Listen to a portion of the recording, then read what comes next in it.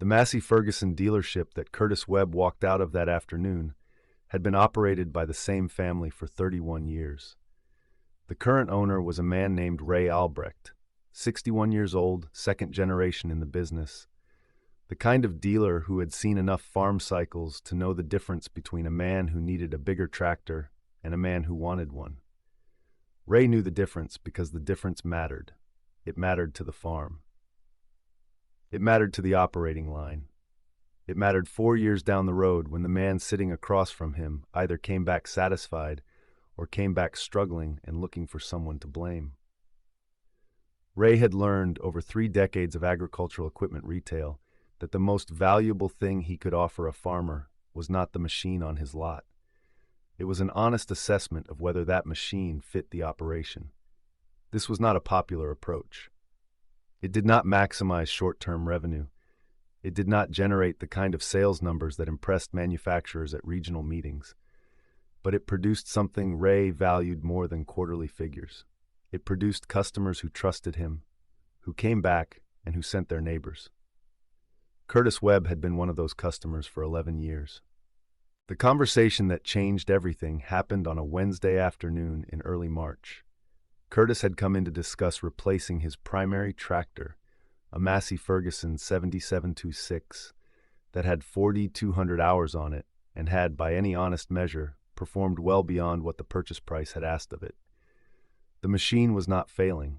It was aging. Curtis wanted to think about what came next. Ray pulled up the current Massey Ferguson 8S lineup. He walked Curtis through the specifications methodically: horsepower ratings, transmission options, hydraulic capacity, fuel consumption data at various load levels. He pulled up residual value projections based on current used market data. He ran a total cost of ownership model on his office computer using numbers from his own service department, not manufacturer projections. Then Ray said something that a lot of dealers would not have said. He said that based on Curtis's acreage, his crop mix, his field conditions, and his current infrastructure, the machine Curtis was describing, the top of the Massey Ferguson 8S line, was more tractor than his operation justified. Not by a dramatic margin, but by a real one. He said that the next tier down, properly spec'd, would perform identically on Curtis's ground and cost him meaningfully less to own over the life of the note. He said it plainly. He said it with the spreadsheet open on the screen so Curtis could see the numbers himself. He said it knowing that it meant a smaller sale and a smaller commission. Curtis Webb listened to all of it. He looked at the spreadsheet. He asked 2 questions, received 2 honest answers, and then sat quietly for a moment. Then he thanked Ray for his time and left. What happened in Curtis Webb's thinking between Ray Albrecht's office and the John Deere dealership 12 miles east is not something anyone can know with certainty. But the pattern is familiar enough to describe with confidence, because it is not unique to Curtis Webb. It is the pattern of a capable man who has received advice that is correct and experienced it as a diminishment. Ray had told Curtis that his operation did not justify the biggest machine. Curtis had heard something slightly different. He had heard that his operation was not big enough. He had heard that the farm he had built over 34 years of hard, careful work was being measured against a standard and coming up short. He had heard limitation where Ray had intended precision. That gap between what was said and what was heard is where the John Deere dealership found its opening. The John Deere store on Route 14 was newer than Ray's operation and louder in every sense. The lot was larger. The signage was more aggressive. The salespeople wore branded clothing and moved with the energy of people who were paid to create momentum. The culture of the place was built around the idea that more was always better, and that a man who wanted more was a man who understood his potential. Curtis walked in and was greeted by a salesman named Davis, who was 31 years old and had been selling agricultural equipment for 4 years. Davis was good at his job in the way that a man is good at his job when his job is to identify what a customer wants to feel and provide the language for it. Davis asked Curtis about his operation. Curtis told him. Davis listened carefully, not to the agronomic details, not to the financial structure, but to the tone. He heard a man who felt underestimated. He adjusted accordingly. The machine Davis walked Curtis toward was a John Deere 8R 340, 340 horsepower, Command Pro transmission, JD-Link connectivity, a full precision agriculture package that Davis described in terms of yield improvement and operational efficiency that sounded in that showroom like they had been specifically designed for Curtis Webb's 1,400 acres. Davis did not run a total cost of ownership model. He ran a payment calculator. There is a significant difference between those two things, and that difference lives in all the costs that a payment calculator does not capture: maintenance, parts availability, downtime, service response, residual value at disposal. Davis's calculator showed Curtis a monthly number that felt manageable. That number was doing a great deal of work to appear smaller than the real cost of that machine. Curtis did not ask for a total cost of ownership analysis. He had already received one from Ray Albrecht, and it had told him something he did not want to hear. He did not want another one. He asked Davis about delivery timing. He asked about the financing rate. He asked about the precision agriculture integration. He did not ask about the parts lead time from the regional distribution center. He did not ask about the service department's capacity during peak season. He did not ask what the realistic wholesale value of that machine would be at year 5 based on current used market trends. He signed on a Thursday. The John Deere 8R 340 arrived on a Tuesday 3 weeks later. It was a large, authoritative machine, green and yellow in the morning light, sitting in Curtis Webb's lane like a statement. His wife came out to look at it. His part-time hired man, an older fellow named Warren who had worked harvests on that farm for 7 years, walked around it slowly and said it was a fine-looking tractor. Fine-looking. Not fine-running. Not fine-priced. Fine-looking.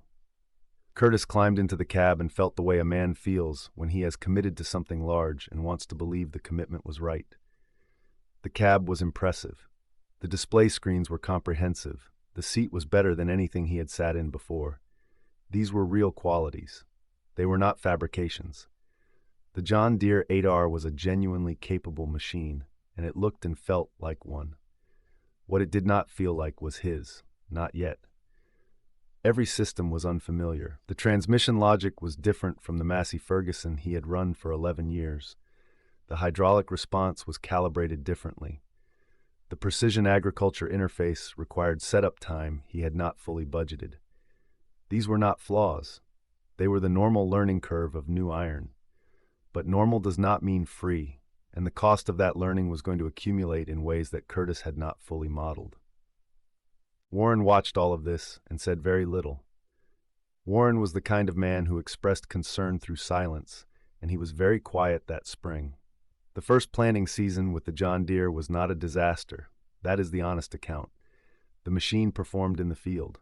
The horsepower was real.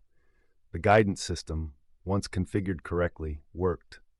Curtis finished planting within his target window, and the crop went in under reasonable conditions. But the cost of that season was higher than it had been. Fuel consumption was above what Davis had projected, though within a range that Davis could defend if asked. The first service interval arrived faster than Curtis had expected, and the service bill was larger. A hydraulic sensor fault in week 3 had required a dealer technician visit, a half-day charge for labor and travel that added to a number Curtis was tracking but not yet alarmed by. He told himself the first year was always the most expensive with new iron. That was true. He told himself the second year would be more efficient as familiarity grew. That was also true, to a degree. He told himself that the yield improvement the machine would enable would offset the ownership cost premium. That last thing was where the logic started to break down. Yield improvement from a tractor upgrade is real but conditional. It depends on whether the previous machine was the limiting factor. On Curtis Webb's 1,400 acres, the Massey Ferguson 7726 had not been the limiting factor. His yields were constrained by soil variability, by drainage in his east fields, by input timing, not by a horsepower deficit. The John Deere's additional power addressed a problem his farm did not have. It was solving for a constraint that did not exist. Ray Albrecht had known this. It was implicit in everything he had said in that Wednesday afternoon meeting. Curtis had understood it at the time. He had understood it and left anyway. Year 2 was harder, not dramatically harder. No single catastrophic event, no machine failure that made headlines at the co-op. Just harder in the accumulated way that happens when the margin between income and outgo narrows and stays narrow. The operating line draw was larger than it had been in the Massey Ferguson years. Curtis could trace the difference. He had the records. He was a careful record keeper, always had been, and the records were honest, even when he did not want them to be. He called Ray Albrecht in November of year 2, not to discuss equipment, just to talk, the way men in agricultural communities sometimes call each other when they are thinking through something they are not ready to say directly. Ray answered. They talked about the crop year, about input prices, about the county drainage project that had been stalled for 2 years in the Planning Commission. Ray did not ask about the John Deere. He did not say anything that implied he was waiting for Curtis to acknowledge the decision. That was not Ray's way. But before the call ended, Curtis said, without being asked, without framing, that the cost structure on the new machine was running higher than he had modeled. Ray said he was sorry to hear that. He said it without satisfaction. He meant it. Curtis said he was thinking about what his options were. Ray said his door was open whenever Curtis wanted to talk. The service failure happened in August of year 3 during soybean harvest. The Command Pro transmission developed a fault code that the onboard diagnostic system could not resolve through the standard reset procedure. Warren called the John Deere dealer at 6 in the morning. The dealer's service department was fully booked. It was August, which is everyone's emergency, and the earliest available technician appointment was 4 days out. 4 days. Curtis Webb had 900 acres of soybeans at or near ideal harvest moisture. The weather window was favorable, but not indefinite. Every day of delay carried a real cost, either in yield loss from overripe beans or in drying cost if conditions changed and moisture rose. 4 days was not a catastrophe, but it was a number that Ray Albrecht's service department, which Curtis had used for 11 years and which had twice worked a Saturday to keep his harvest moving, might have handled differently. He did not call Ray. He called a neighbor 2 counties over who ran John Deere and knew the regional service network better than Curtis did. The neighbor made a call. The technician arrived in 2 days instead of 4, a favor built on relationships Curtis had not yet established in the green equipment world. The repair took 6 hours. The fault was a transmission control module, a part that had to be sourced from a regional depot and arrived the following morning. The total downtime was 3 days. Not 4, 3. Curtis told himself this was acceptable. Warren said nothing. Warren was very good at saying nothing in a way that communicated everything. The cost of the repair, the module, the labor, the expedited parts delivery was $4,800. Curtis paid it and did not mention it to anyone. He filed the invoice in the folder where he kept his equipment costs, the folder that was getting thicker than he liked. He called Ray Albrecht again in January, this time directly, without the pretense of a general conversation. He said he wanted to talk about trading out of the John Deere. Ray did not say he had expected this call. He scheduled a meeting for the following week and spent 3 days before it pulling together current used market data on the 8R340, realistic wholesale values, not retail hopes. He pulled the current Massey Ferguson inventory. He ran the numbers the same way he had run them 3 years earlier, with the same honesty and the same absence of sales pressure. When Curtis sat down across from Ray's desk, Ray laid out the picture plainly. The John Deere 8R340, in its current condition and with its current hours, was worth less on the used market than Curtis owed on it. Not by a devastating amount, but by enough, by $23,000, to make a clean trade complicated. The market for large used row crop tractors had softened in the prior 18 months as farmers across the region who had overbought iron were now attempting to right-size and were all trying to sell similar equipment at the same time. Ray showed Curtis the Massey Ferguson option that made sense for his operation, the same option, roughly, that he had shown him 3 years earlier. Different model year, similar specification, similar price point relative to inflation. Curtis looked at the numbers for a long time. Then he asked Ray why he had not pushed harder 3 years ago, why he had let him walk out. Ray said he had told Curtis the truth. He said that was the only thing in his power to do. He said a man had the right to make his own decision and that a dealer's job was to give honest counsel, not to prevent a grown farmer from walking across town to a competitor. Curtis said that was a fair answer. Ray said it was the only answer he had. The transaction to exit the John Deere required Curtis to bring cash to the table, $23,000, to cover the gap between what the machine was worth and what he owed. He had it. It hurt, but he had it, and the alternative was continuing to own a machine that was costing him margin he could not recover. He financed the Massey Ferguson through Ray's preferred lender at a rate that reflected the more modest purchase price. The monthly obligation was lower than the John Deere note had been. The total cost of ownership projection, the one Ray ran on his office computer using his own service department's actual data, was meaningfully lower than what Curtis had been living with for 3 years.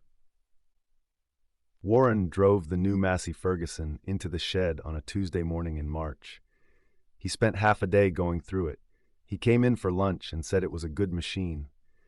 He said it with the quiet finality of a man who had been waiting to say something positive about the equipment on this farm for 3 years. Curtis said he knew. The spring that followed was the first in 3 years that Curtis Webb did not carry a low-level anxiety about his equipment cost structure into the field. That is not a dramatic statement. It is a quiet one.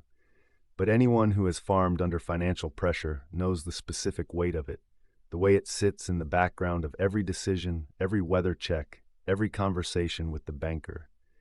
The removal of that weight does not announce itself. It is simply noticed one morning by its absence. The Massey Ferguson performed without incident through planting, through first cutting, through the early summer fieldwork that punishes equipment and reveals character. The service interval arrived on schedule and cost what Ray had said it would cost.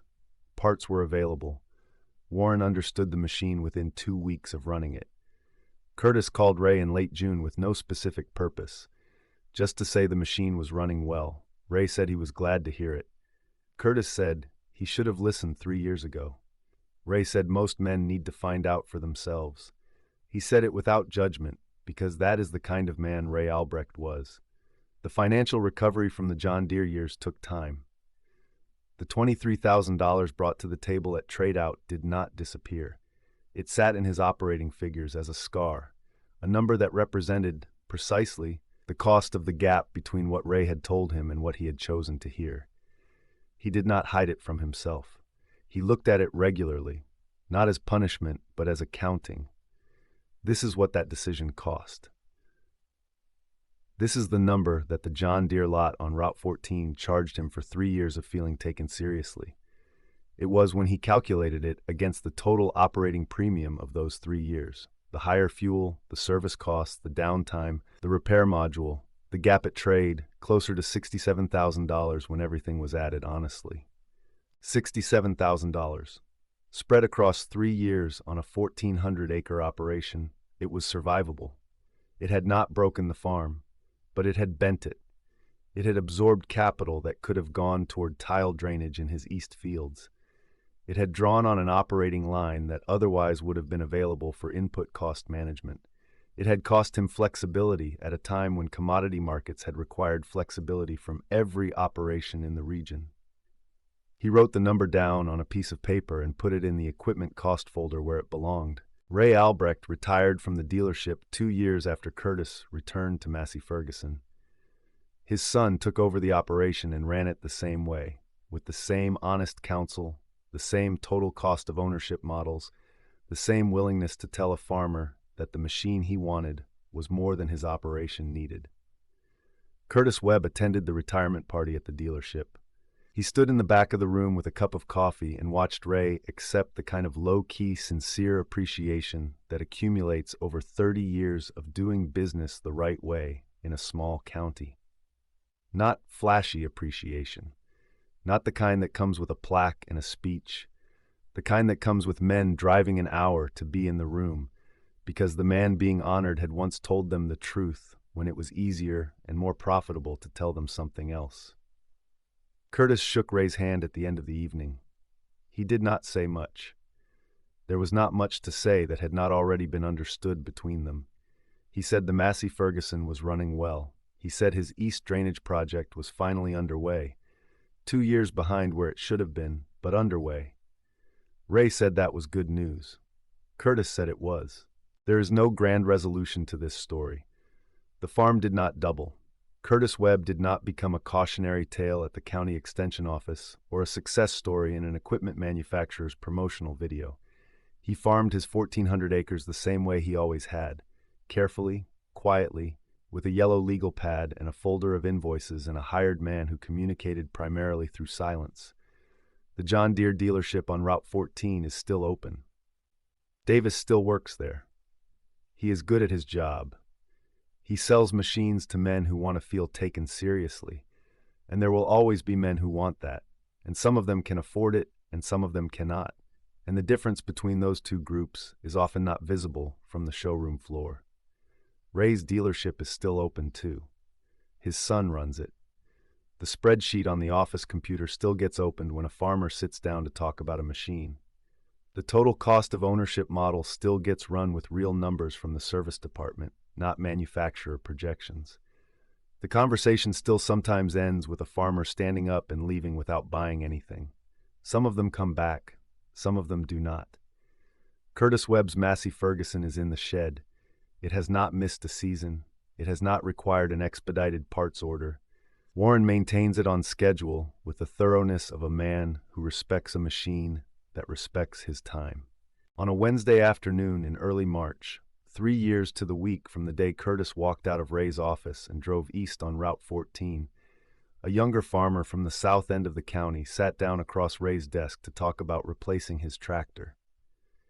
He was 38 years old and farming 900 acres, and he had been to the John Deere lot the previous Friday. Ray pulled up the Massey Ferguson lineup. He ran the numbers. He told the farmer what his operation justified and what it did not. He showed him the spreadsheet. The farmer listened, asked questions, looked at the numbers carefully. Then he thanked Ray for his time and stood up. Ray watched him walk toward the glass door. The farmer stopped at it for a moment. The same pause, the same door, and Ray recognized the posture of a man standing at a decision that had already been made, holding it for one more second before committing to it. The door opened. The farmer went left. Ray watched him drive past the window. Then he closed the spreadsheet, stood up, and walked to the window. The lot was quiet. The machines sat in the March light, red and capable, waiting for the farmers who would choose them for the right reasons when they were ready. Some men needed to find out for themselves. Ray had made peace with that a long time ago. The truth had been told. It was always there, sitting in the spreadsheet, waiting for the moment when a man was ready to hear it instead of just listen to it. That moment came at different times for different men. For Curtis Webb, it had cost $67,000 in 3 years. For the farmer who just drove east on Route 14, the clock was starting now.